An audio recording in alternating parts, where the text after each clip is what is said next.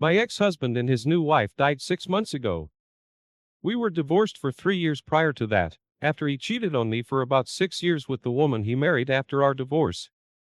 Ex and I share 3 children, a nearly adult son and 2 teen daughters. Ex got his second wife pregnant while we were married, which is how the affair got revealed in the first place. I kicked him out and cut ties except for semi-civil co-parenting. I've never had anything to do with his daughter, who's now a toddler. After my ex died, my former mother-in-law took her in temporarily. She's in poor health and my ex was our only child. The mother of the child had no family willing to take her, so she wanted to try to keep her out of foster care. My former mother-in-law asked me about 2 months ago to consider raising her granddaughter, seeing as she is the half-sibling of my children. I told her I didn't want to do that. She spoke to my children and they refused to ask me on her behalf. She suggested that my children might want to keep her in the family and asked how I could deny them that chance. So, I asked my children if they had any thoughts or plans to take her on once any of them were 18. They all said no. My son said his grandma had mentioned that to him, but he didn't care. My girls share a similar sentiment, though she did not ask them directly. Former mother-in-law reached out again and I told her my answer was still no. She suggested that her granddaughter was my family and I cut her off and said that was not true. I told her I was not this child's mother, stepmother, aunt, or anything that would imply family. She told me she'd need to let the caseworker know in the coming weeks that she needs a foster home if I can't take her. She told me to do it for her granddaughter, that she's innocent, and how could I not love her, and rambled on a lot about that. I lost my cool, snapped at her and told her I didn't want to help her granddaughter and foster care was the best place for her if she couldn't raise her. My former mother-in-law told me I was a horrible, evil woman and that it was no wonder my children didn't care about their sister when I had that attitude about her, and she hoped one day it wouldn't come back to bite me in the butt. Am I the idiot for how I spoke to her and what I said about her granddaughter? Not the idiot. It's insane for the ex-mother-in-law to try to rope you into this. You went above and beyond, even talking to your kids about this. The child is a half-sibling to your children, but that doesn't create an obligation on your part. Some people are able to take on roles like your ex-mother-in-law is suggesting, and some people can't or won't. There's nothing wrong with that. Your ex-mother-in-law needs to back off. That was her choice, now she can deal with it. I mean, it's not insane, it's desperate. I can understand 100% why she's willing to try and do it and why it's never gonna happen. Everyone's been dealt a crappy hand here and it has obviously reached an inevitable, unpleasant conclusion. And how great of a life would the child even have being raised by the person who was cheated on and her being a constant reminder of that infidelity? Seems kinder to give her a clean slate with a new family that can love her without the baggage. I agree that Opie's not the idiot, but as someone who volunteers with foster kids, I really wish people would stop viewing the system this way. There is no clean slate for foster kids and there is no new family without baggage. These kids inherently understand that their life is completely out of their control and their foster families are temporary placements. Adoption will likely be an option in this kid's case and it may happen, but not before several foster placements and a long court case of the adoptive jumping through hoops. Well, not quite everyone. Opie's ex and his affair partner dealt their own hand by having an affair, B not using birth control, C not planning for the kid's future in case of their deaths. Trust and wills and pre-death conversations with friends and family are all things that they didn't do. Sad for the child, she'll pay the price for the poor decisions of her parents, but Opie is under no obligation to take responsibility. My brother Harold is engaged to Lillian and she asked me to be a bridesmaid. I politely declined and explained why I couldn't. Harold and Lillian are extremely unhappy with my decision. I'm a fire marshal. I know it's called different things in different countries. My office investigates fires. Since fires don't just happen from Monday to Friday during business hours, I work all shifts, including overnight and on weekends. I checked my work schedule when Harold and Lillian announced their wedding date shortly after the engagement and long before I was asked to be a bridesmaid. My schedule rotates and goes in a pattern so I can see it years in advance. I was scheduled to work on the day of the wedding. However, I arranged to switch with another marshal, so I'm not working on the day of the wedding. I've ensured I don't have to work and can attend the wedding and reception. Otherwise, I'd be starting work before the ceremony and not finishing until after the reception ends.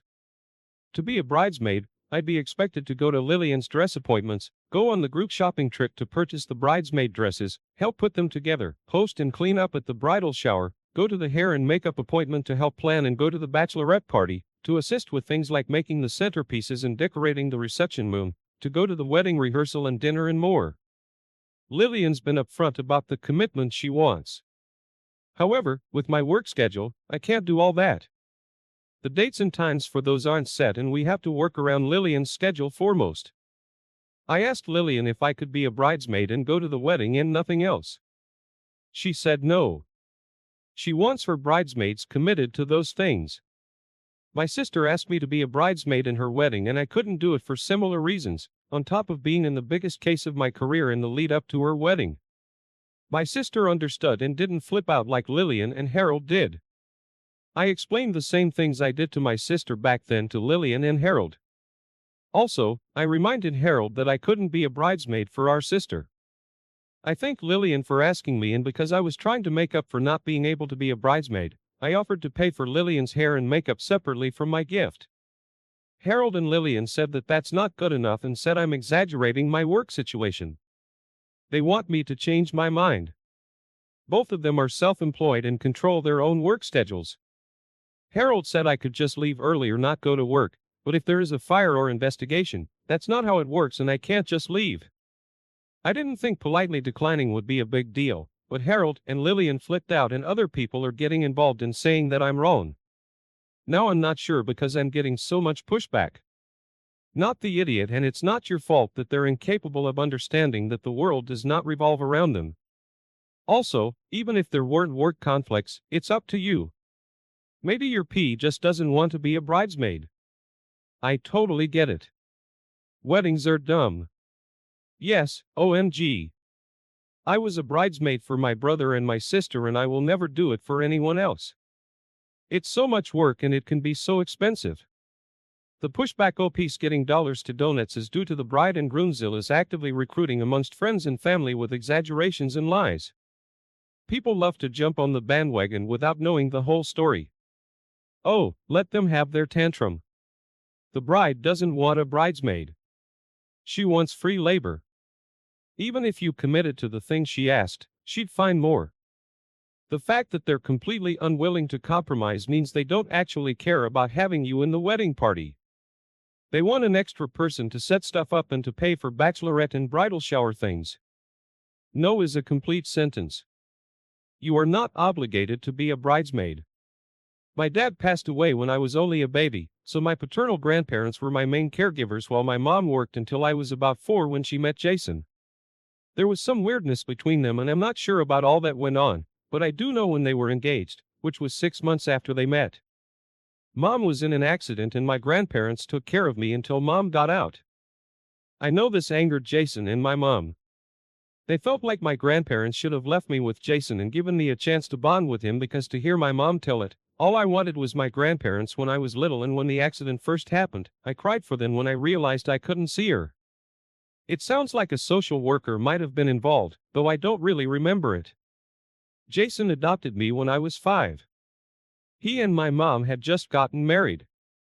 They told me it was gonna happen and I asked them not to, but they told me Jason was going to be my dad.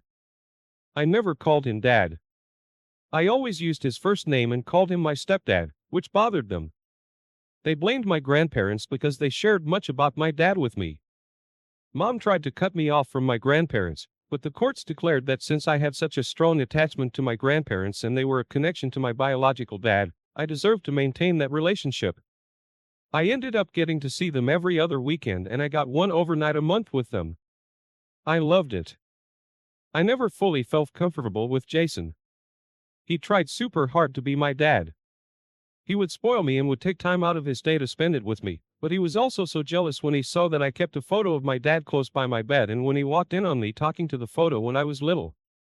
He'd get upset when I wrote notes for my dad's grave for Father's Day.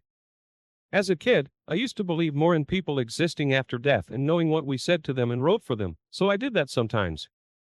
I can recognize that Jason was pained by the fact that I was talking to and writing to a dad I never knew and never would remember and still used his first name, but it doesn't change how I felt or how I feel today. His hatred for my grandparents didn't win me over either. I do think I loved Jason, but I would never say he was my dad. I'm now in my 20s and engaged to a wonderful human. My grandma's gonna walk me down the aisle. Before asking, I told my mom and Jason so they could be prepared. Jason asked me about money, which I'd never asked for or discussed with him. When I told him my fiancée and I were paying, he offered to pay so he could give me away. I got mad. I told him again that I never asked for that and said it was insulting to think he could pay me to walk me down the aisle. He and my mom think I'm insensitive to his feelings given that I know he considers me his daughter and I've never accepted him as my dad. Am I the idiot? Not the idiot.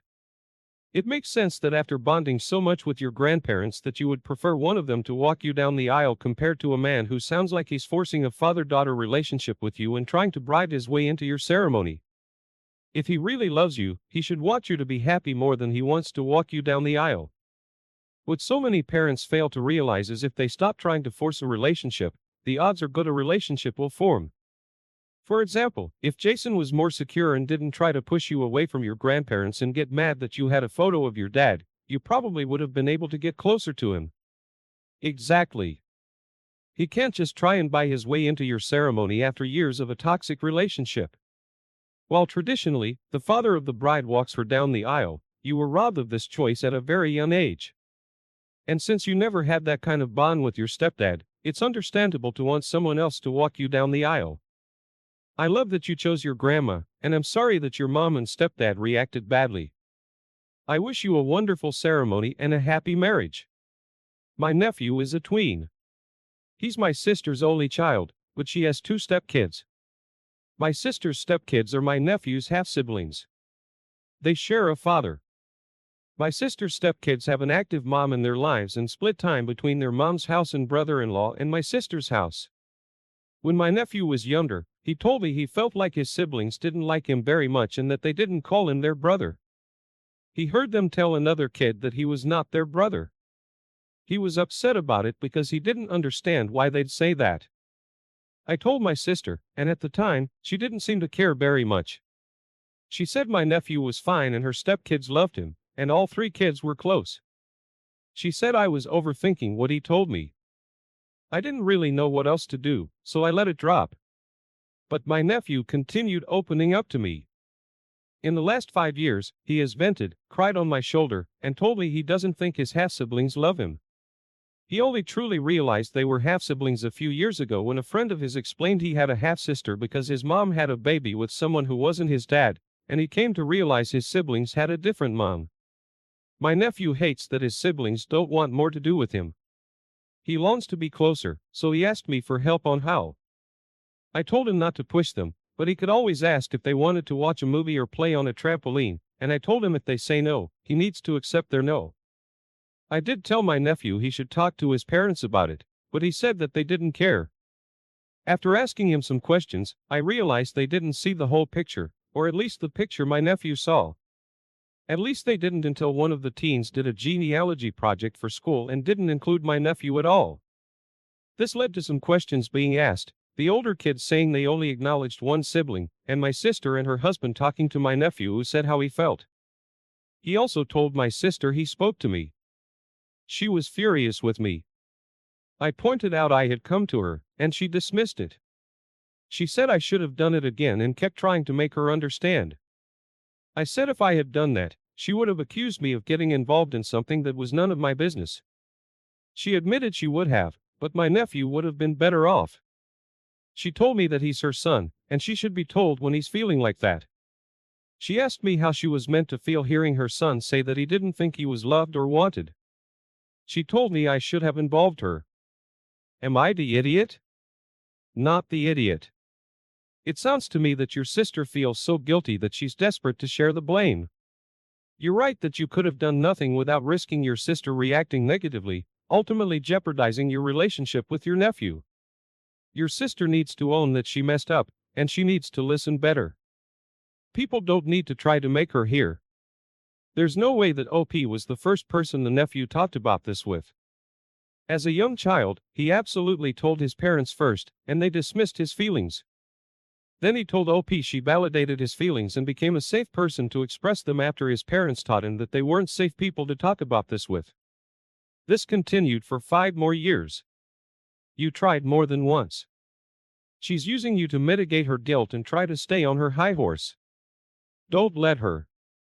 He told her. You told her. Both of you, more than once. What more did she want? God himself to make someone put it in skywriting? She'd still say it was a prank and keep dismissing it.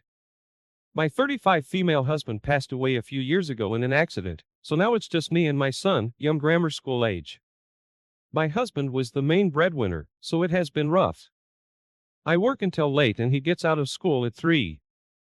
My sister-in-law doesn't work.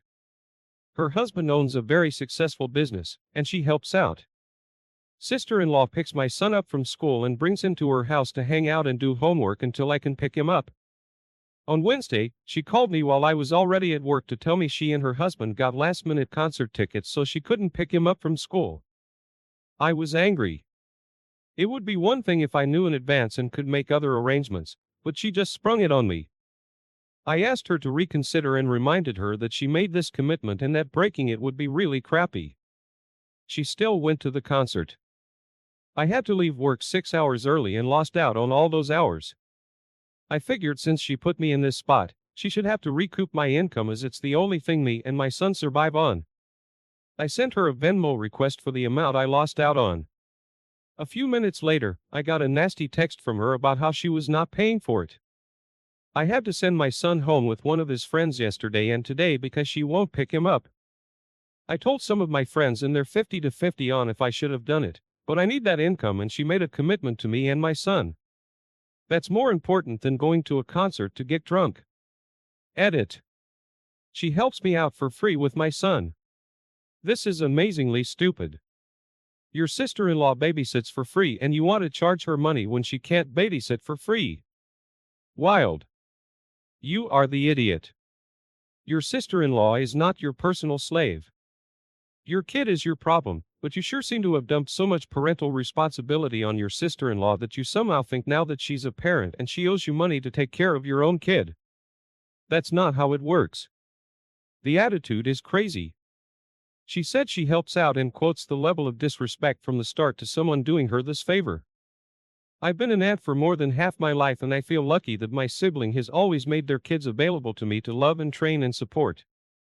It's been a huge part of my life, but demanding I give up my life because they have kids was never their inclination, let alone their right to assume. OP doesn't seem to understand that her needs and sister-in-law's priorities will sometimes differ. Lady, I would never watch your child again. You can hire a babysitter. You are the idiot for the Venmo request and for not having a backup plan. What if it were a true emergency? What would you have done then? You must ensure you have a backup plan for childcare for your son. Your sister-in-law has been providing free childcare 5 days a week for 5 to 6 hours a day, including picking up your son from school and probably providing snacks and meals. That's a lot. We pay $1,200 a month for daycare